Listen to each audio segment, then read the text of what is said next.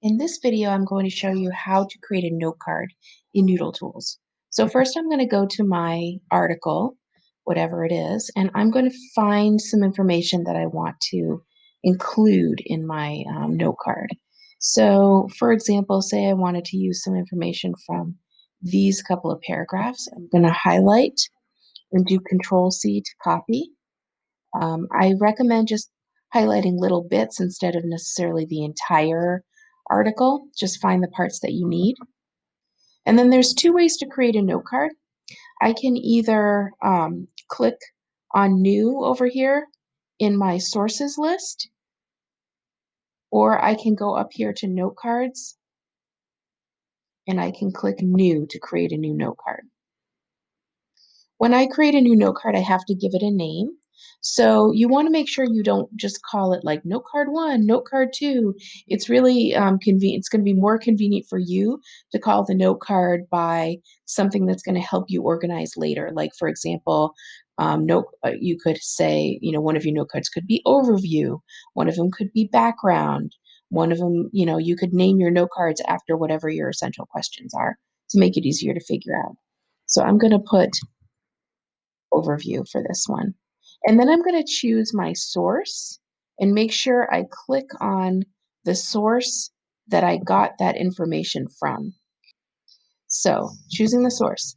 That's helpful just in case you need to go back and add to the note card and you want to remember where you got the information from. So now I'm just going to do Control-V and paste the information directly into this first box from my article. And I'm going to go through and I might highlight some specific things that were maybe useful in here. So maybe that part's interesting. I can go up here and highlight it in whatever funky color I want. This composer was born on that. Okay, so I can highlight a couple things that are useful. In the next box, what you're going to do is you're going to write things out in your own words. So you want to make sure that you're including, the point of doing your note cards this way is because it helps you, number one, organize your research, and number two, it helps you avoid plagiarism. Because you can see all the words in the original article over here, and you can make sure that you're not repeating those same things word for word, because just switching a word here and there isn't really paraphrasing.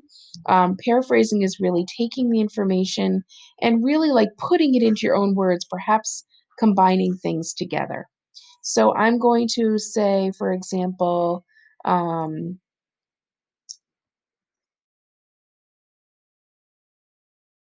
let's just type things out as I see them. I'm going to type in whatever I'm gathering from here. And then in the last box, you're going to put things like maybe you are going to write connections that you make, like this note card should come first.